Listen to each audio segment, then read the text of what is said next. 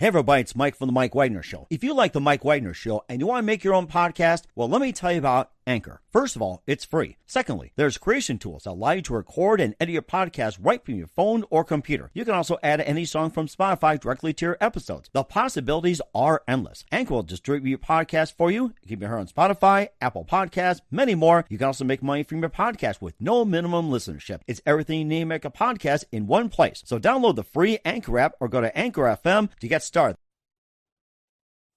Hey everybody, it's Mike from the Mike Wagner Show, powered by Sonic Web Studios. Visit online at sonicwebstudios.com for all your needs. Look at a professional website without breaking your budget. Sonic Web Studios is the answer. Sonic Web Studios offers fast, affordable custom web designs that blow the competition away. Call today, 1-800-303-3960. That's 1-800-303-3960. Or email to support@sonicwebstudios.com.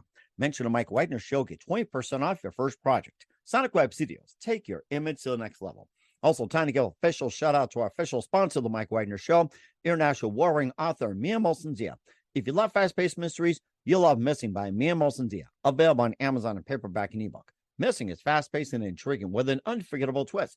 Takes place in 4 countries, 2 strangers, 1 target, where truth is illusion and those you love would be the first go missing. It's available on Amazon in paperback and ebook.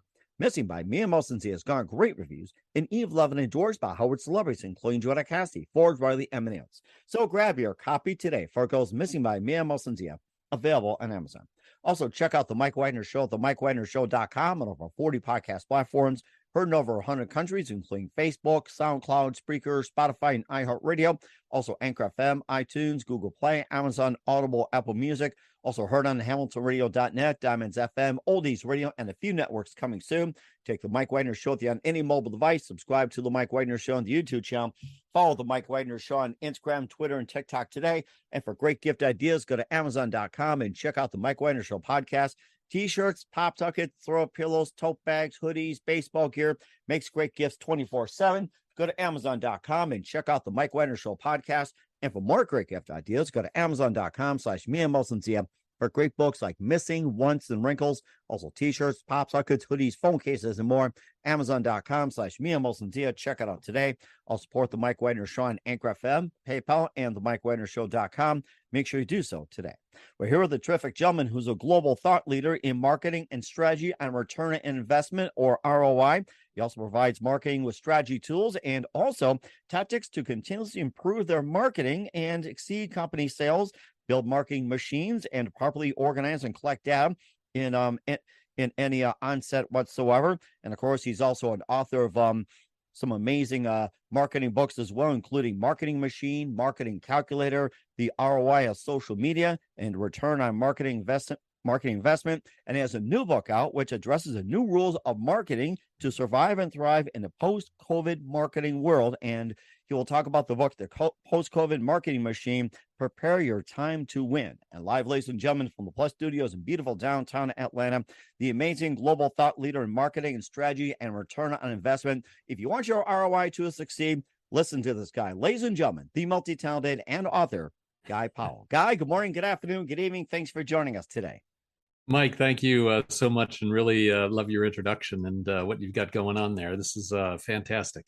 What's great to have you on board as well, too. So while we're looking for a return on investment, right? So basically, we're here to find out your strategies and how you can help people with the ROI as well, too. You're a global thought leader in marketing and strategy, and also the return on investment, and also provides marketing strategy tools, basically with tactics continues to improve the marketing, also exceed company sales, and build marketing machines to properly organize and collect data. And also your new book addresses the new rules of marketing to survive and thrive in post-COVID. You also got your books, Marketing Machine, Marketing Calculator, The ROI of Social Media, and also Return in Marketing Investment as well. And before we get to all that, Guy, tell us how you first got started.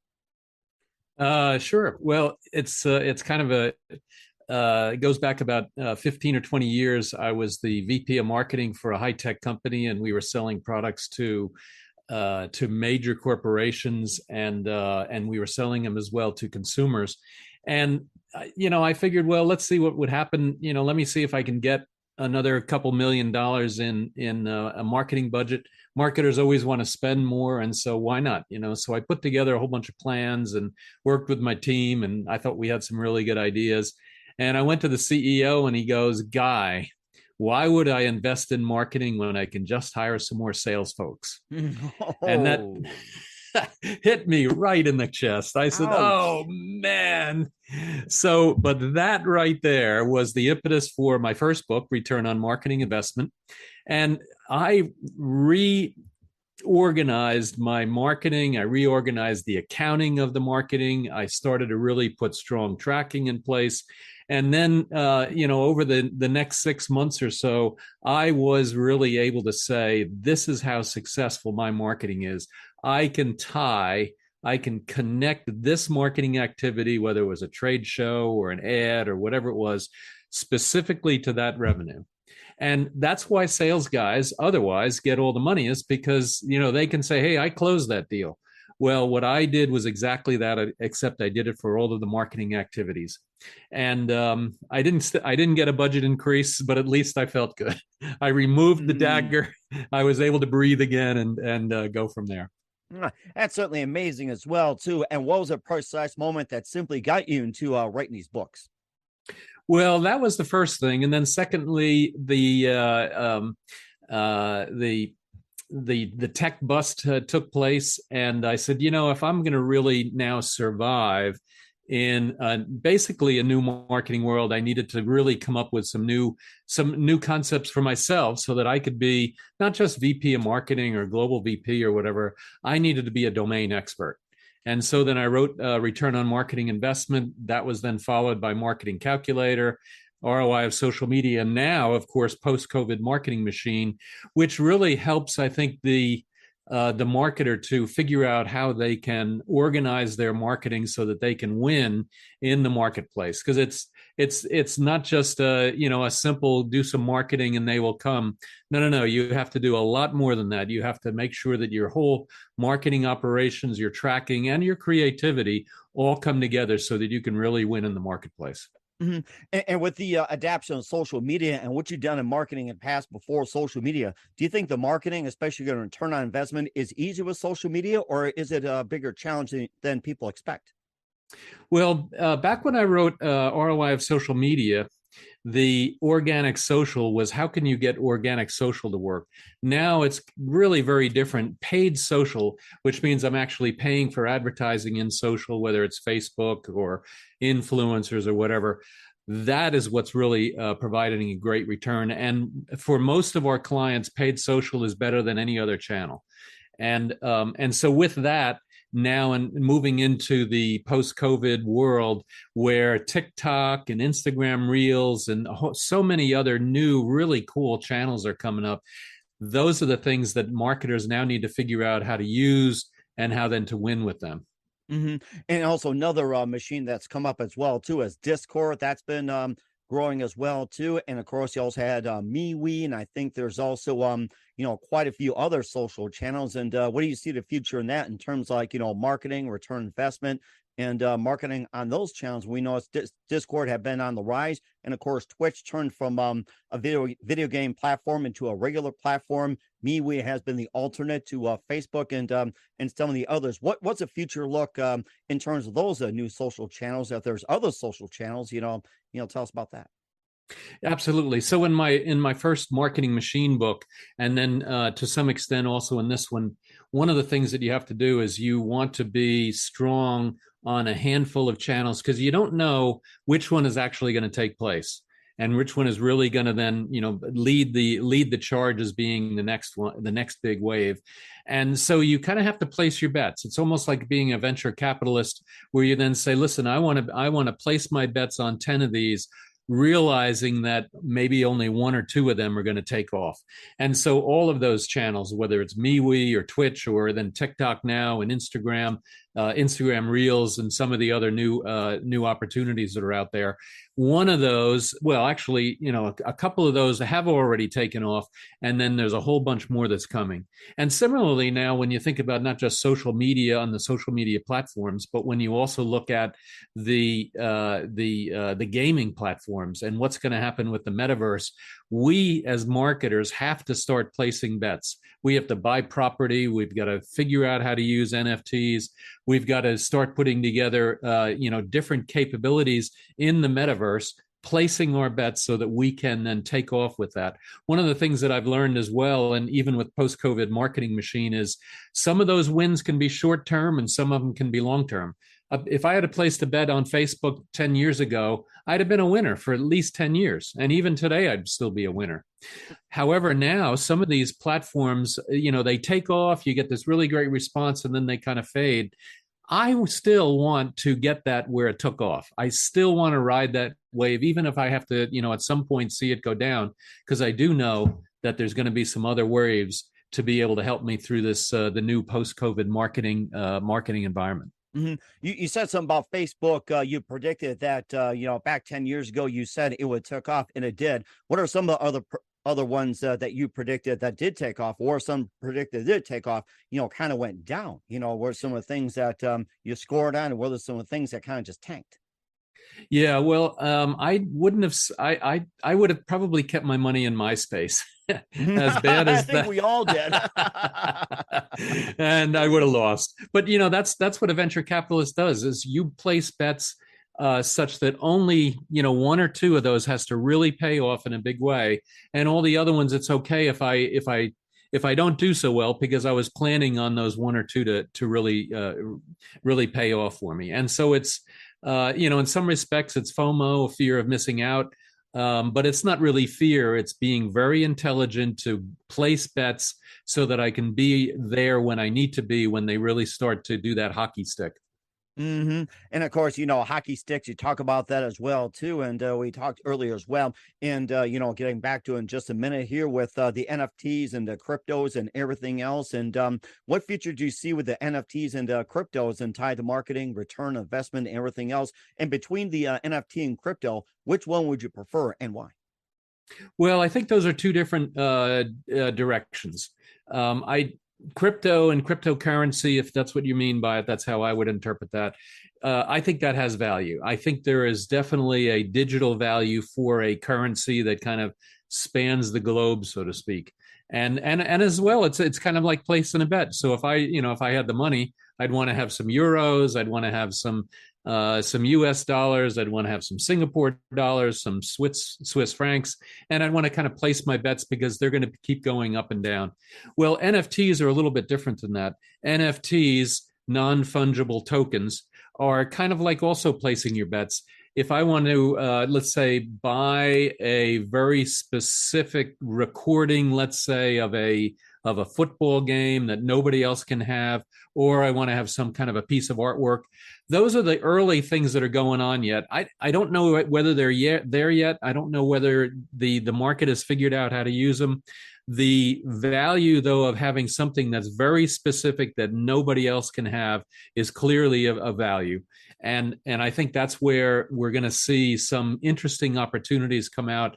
And if you were a smart marketer, I would recommend that you start to invest in a couple of those, just so that you can, first of all, get your feet wet, learn more about it, use it as part of your marketing machine so that you can, place those bets and then hopefully win something here over the next year or two. Mm-hmm. And of course, about the other industries as well, too. You also manage with high tech, financial services, also telecom, airlines, consumer packaged goods, and everything. And what do you see a future in those? Like, say, different marketing? Would it be like a rising, collapse, or anything like that? You've done some of those. Where do you see those from now?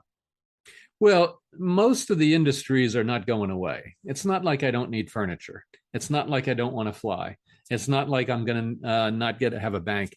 They are clearly going to differ, and they're clearly going to change. And that's kind of where the post-COVID marketing machine comes in. So two of the folks that we talked to, one of them was the Museum of the Bible, and the other one was the Georgia Aquarium, as being a venue where they kind of had to close.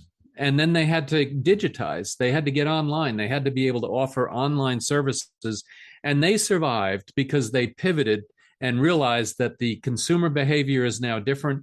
And when they came out of post-COVID, when we finally were free from the lockdowns, they realized that now with the digital offerings that they could do, they've actually widened their whole customer base.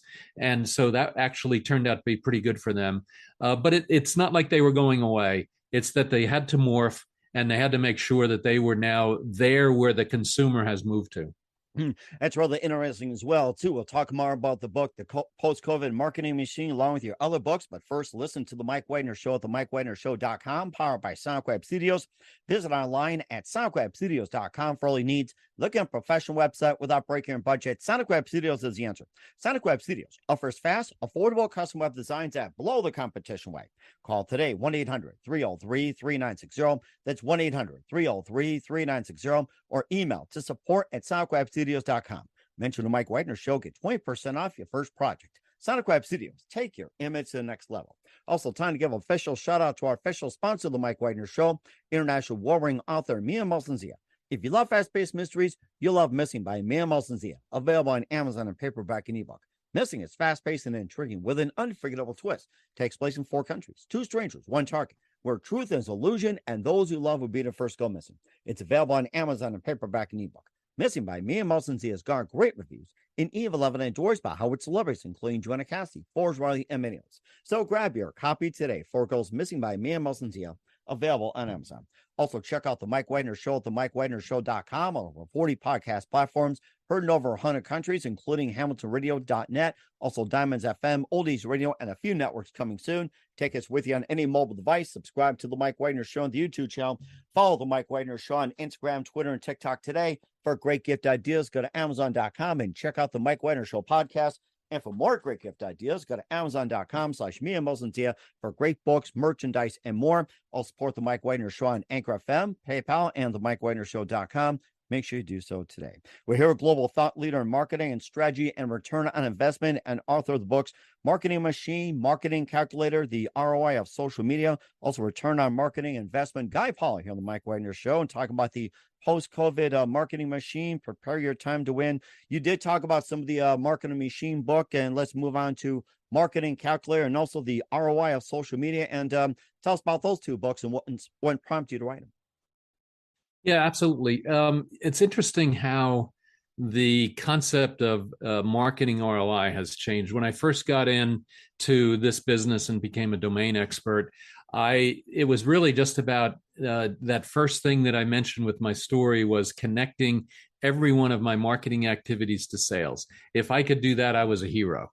And once I did that, of course, if it connected to sales, that meant profit. And then I could say, well, here's then my ROI. And so my marketing generated a profit. And without it, I would have had lower profit. And so that's kind of the first book. Then the second thing, though, was the world got more complex. So it wasn't just about simply connecting your marketing to sales, but using much more higher analytics to be able to do it and looking at much more complex environments and being able to really understand not just how your marketing did, but how your creative did, how your location in the stores, how your pricing did, and being able to take a look at the entire environment that the consumer needs to make a decision with. So, you've probably heard of this thing, the product, price, place, promotion. So the consumer sees your product, whether it's a product or a service, doesn't really matter, but they see your product and they see the attributes of your product. They're willing to pay a price for it. So they attach a value to what you're selling, but they also attach a value to what your competition is selling. So you have to look at how your price is doing compared to the competition. And then secondly, of course, where can I buy it? Well, so to your merchandise, I can buy that on Amazon. Well, if I could buy that in a store, I then want to say, well, if I go into the store, I get this great service. I don't have to look at it online or whatever. And so then the consumer has to make a decision as to whether they want to shop for it online or potentially go into a physical store. And then lastly, of course, a lot of people, especially entrepreneurs, think that they can build it and people will come. Well, that is not the case. The fourth P is promotion. I have to tell people about it. If people are not aware of your product, they will never, ever, ever, ever be able to buy your product. And so you have to communicate, and you have to do that in a very effective way, and also in an accountable way, so that I can actually see that I'm getting an ROI out of my marketing investment. Mm-hmm. And so then that's kind of where we got to with return on marketing investment, and then marketing calculator. The next book with the ROI of social media. When I wrote that book, that social media was just exploding. Facebook, Twitter was about to come on, and there was all kinds of stuff. MySpace, it was on its way down, but Facebook had just sideswiped them, and it was just taken off. And so then everybody wanted to know, what is the value of a like? I don't know how many times I went to a conference and I'd be speaking, and then there'd always be a question in the audience: so what is the value of a like? And I hate to say it, but that's the wrong question. Well, if I base everything on likes, I think many has to be guilty. I mean, I'm probably guilty myself, even as a person. It's like a picture of a cat or something. Well, yeah, exactly. But there's clearly a value in a like. But the real value, though, is if I get a like, or if I get a comment, or if I get a share, how much more revenue am I going to be able to achieve?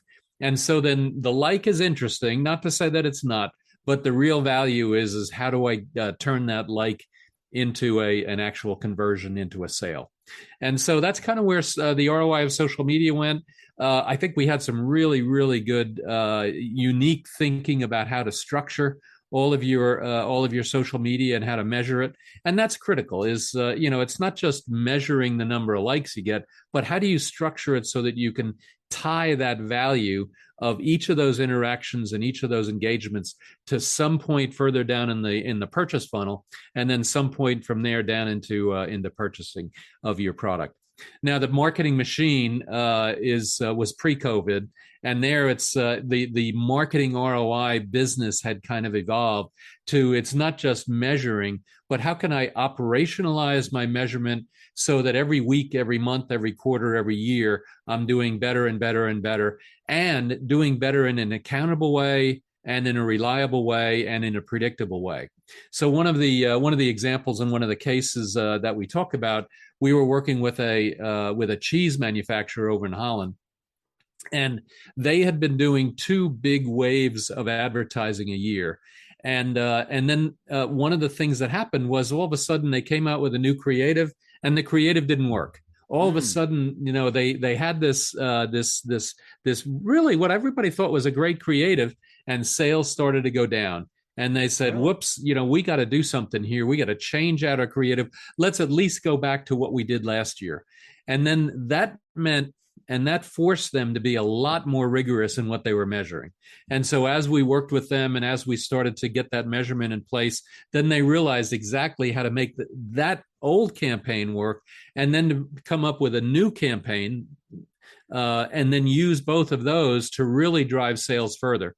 Now, with the new creative, and then with our marketing machine in place, they're actually doing 4 waves a year. So instead of just spring and fall, they're now doing all 4 seasons, and their sales are now up significantly. Wow, that is amazing. And going back to that one campaign that suddenly dramatically went down, what are some of the factors that contributed to having it go down, and what can we learn from these campaigns that prevent things from going down like that? Well, one of the challenges is whenever you have a new creative, a TV creative or an online creative, is that as much as you can test it before it gets out into the marketplace, the real test is then when it gets out in the marketplace and you start seeing whether sales are doing what you were expecting. The biggest thing, and it has nothing to do with anything else, the biggest thing is to measure and measure and measure and measure, and refine that measurement all the time, so that you can have an early warning that says, hey, something's not going on right here. What's going on? Was it the weather that did it? Was it the economy that did it? Or the interest rates, the unemployment, the inflation? And no. You want to separate all those things out through good measurement, good analytics, to be able to say, nope, everything is really pointing in a good direction. It has to be are creative that's not working. And you have to be able to make a decision on that very quickly. And you can only do that if you're measuring consistently and accurately. And so even in my post-COVID marketing machine book or in my previous marketing machine book, it's all about making sure that you've got good measurement going on. You also talked about market research as well, too, that plays in the factors and everything. Do you think market research, has gotten more complicated in social media? Or do you think market research helped make things a lot easier when it comes to measuring social media and everything else? Because marketing research has been more of an up and down thing, where it's like market research is easy, market research can be simplified, but then also gets complex as well. Well, market research is expensive and it's hard. And yet, if you get the right market research, then you can make some significant gains. And if you can really understand what is driving your consumers, not in terms of the functionality, but in terms of the emotions that are in their brains. And one of the really cool campaigns was the Real Beauty campaign by Unilever Dove, and the self-esteem for girls. And that campaign just blew the socks off of the whole category. Wow. Here they are then finally attaching their brand to an emotion for teens that says, hey, we need to stop denigrating our teens. We need to really figure out a way to build up the self-esteem for girls. And that campaign then lasted a couple of years. It was awesome. We did some measurement on it. It was incredible how well that one creative and the research that went behind that to finally discover that was something that they could hone in on. Then that also turned out to be something for older women as well, and that was where the be comfortable in the skin you're in. So it transferred from being something for teens. It then also pulled up the middle age, I'll call it, and then it also went into the boomers and the older age folks, women, and so that they could have self-esteem at the teen level and then be comfortable in the skin you're in at the senior level. That's rather interesting. You talked about that too, with the demographics and everything else. Being the boomers, the ones above that or beyond, and being a challenge as well too. And also, you talked earlier about Facebook with their logistics and everything else. Measuring likes and shares and everything else. There's also the algorithm factor where people have complained about for a number of years. It's like, what's really based on an algorithm, and how does your post get on? It's like, what are the chances of have post on so many? It's like, maybe you can probably just explain the whole thing to everybody, or just simplify the whole algorithm on Facebook. Well, yeah, I don't think Facebook's going to tell us what that algorithm is. Yeah, neither is Google. But no question that as an outsider looking in, as a measurer looking in, being able to find some nuance and being able to see how it works in context of everything else. Because in reality, there's no such thing as an island in marketing. I have Facebooks, we have podcasts now, right? I got Facebooks, I got podcast, I've got Twitter, I've got TikTok and Instagram. And then, of course, there's still TV. TV is not going away. It may be declining, but it is not going away. Then you have smart TVs and what's then advertised using connected TV. And we have to make our marketing work across all of those things. And we need to have a way to make very fast decisions for being able to take advantage of what's going on today and what's going on this hour, versus being able to make a decision, well, what do I do next week? And then, like I said, what do I do next month, next year, and over the next couple of years? And what about the future of the traditional marketing tools, that's been used for decades, like radio, newspaper, magazines, and billboards? What future do you see in that? Well, those are definitely, they've gone down. But one of the things that's kind of interesting is that they're actually now providing an advantage. A friend of mine, he used to run a web development company, and in Atlanta, there's Route 8, Interstate I-85. It goes right through the heart of town, and he had this enormous billboard right as people were traveling into work, going into downtown.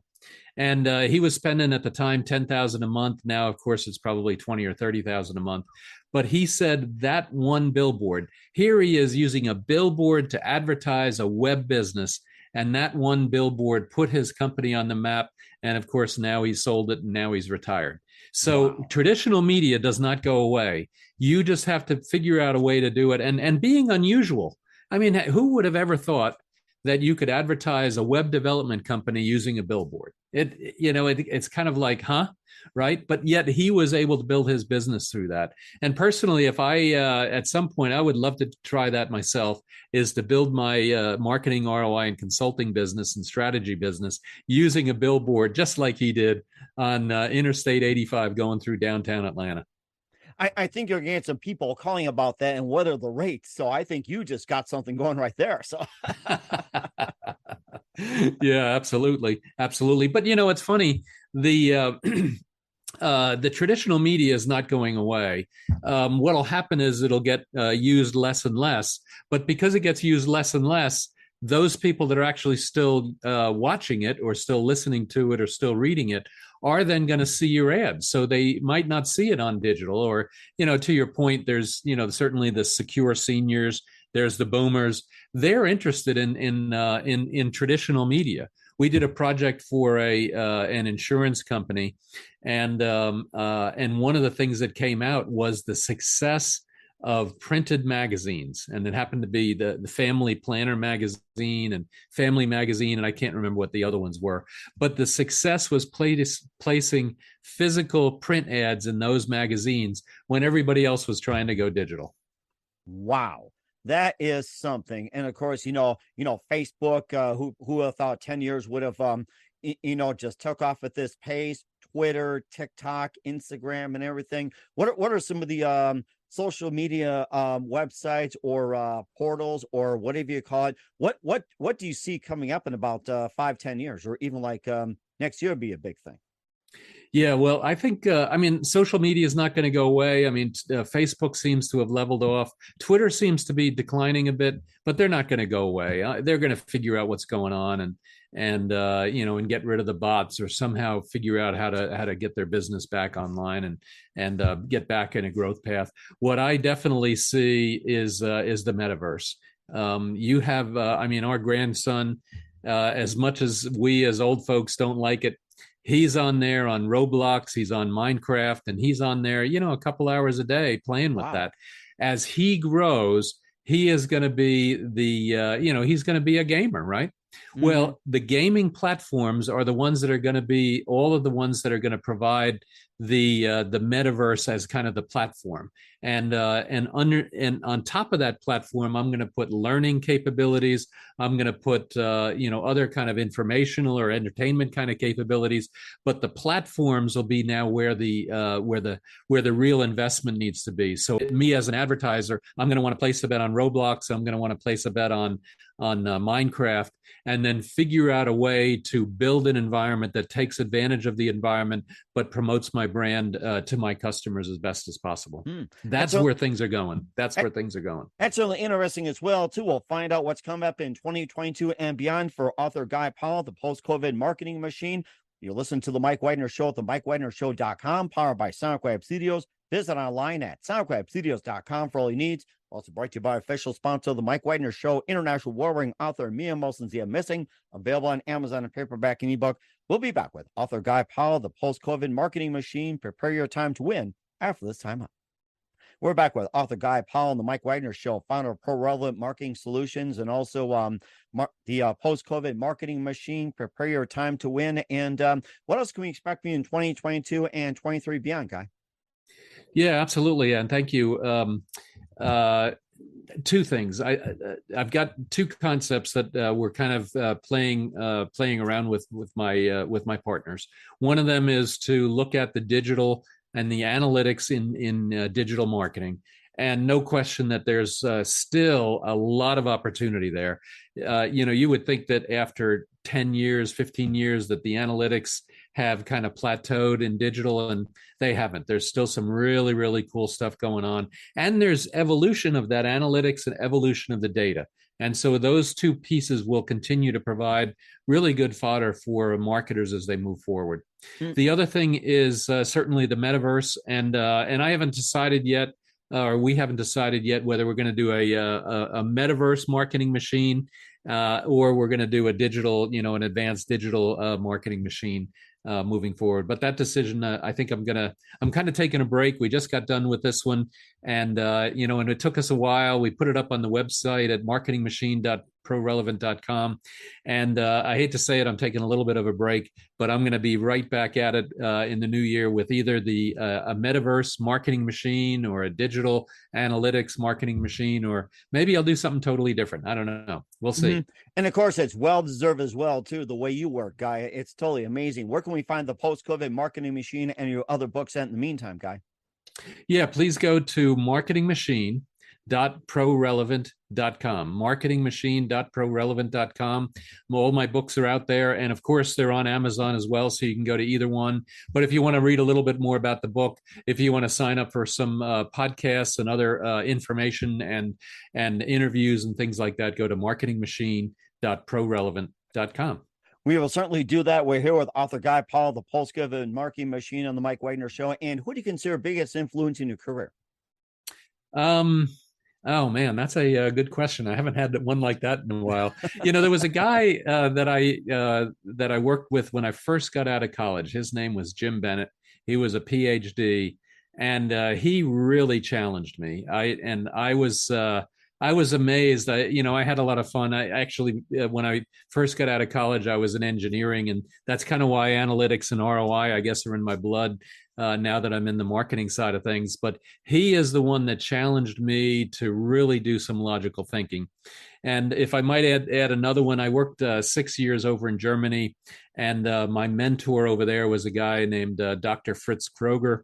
And he challenged me just as much as anything. And I think I think for young folks, you should work with a boss that's going to challenge you intellectually. If you're going to try and take the easy route and just trying to go along to get along, I don't think that's the right way. You need a mentor that's going to challenge you and is going to raise your capabilities up. And that's what both of those guys did, is Fritz Kroger and Jim Bennett. And I think then it's that learning that really went into challenging now myself and learning how to challenge myself that really supported me in writing the post-COVID marketing machine. And certainly amazing, too, how they challenged you as well, too, and responded. And what's the best advice you can give to anybody at this point? Well, for marketers, it doesn't matter whether you're a small business, a medium, or a large business, is start measuring now. Measure. So many small businesses I talk to, and they say, yeah, we tried that and we didn't get anywhere. Yeah, we did some Facebook ads, we didn't get anywhere. Yeah, we did this. And, I just have to say, listen, that is not the way to do it. You cannot use an ad hoc campaign or some ad hoc measurement to try and figure out whether your marketing is working or not. You have to invest in marketing and marketing measurement and be able to start to see how things change when you start to actually do your campaigns. I usually like to bring up this acronym called TINSTOFL, and it's there is no such thing as a free lunch. So TINSTOFL. True. And for measurement, there is no such thing as a free lunch. If you want to be successful in marketing, you have to measure. Mm-hmm. And I remember the TINSTOFL as well, too, when I talked to somebody about that. So I like that. Yeah, there's a guy, there's a bronze statue in Princeton, New Jersey, where I grew up. And he's sitting on the bench, and right next to him, he has a lunch bag next to him, and he's reading a book. And then I think it's on the title of the book. It says, "There is no such thing as a free lunch." Huh, that's interesting. I have to check that out. Absolutely. Oh, that's so clever. I'll tell you, great minds think alike here. We're here with author Gary Powell, the post-COVID marketing machine. Prepare your time to win on the Mike Wagner Show. Guy, very big thank you for your time. You've been absolutely fantastic. Learned a lot. Looking forward to having you again soon. Make sure you keep us up to date. Keep in touch. Love to have you back. And once again, tell us about your upcoming projects. What's your website? How do people contact? Where can people purchase or check out your books?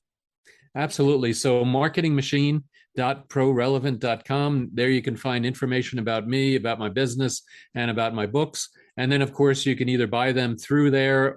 They'll basically link you over to Amazon, amazon.com. Just look for Guy Powell, Marketing Machine, or Post-COVID Marketing Machine.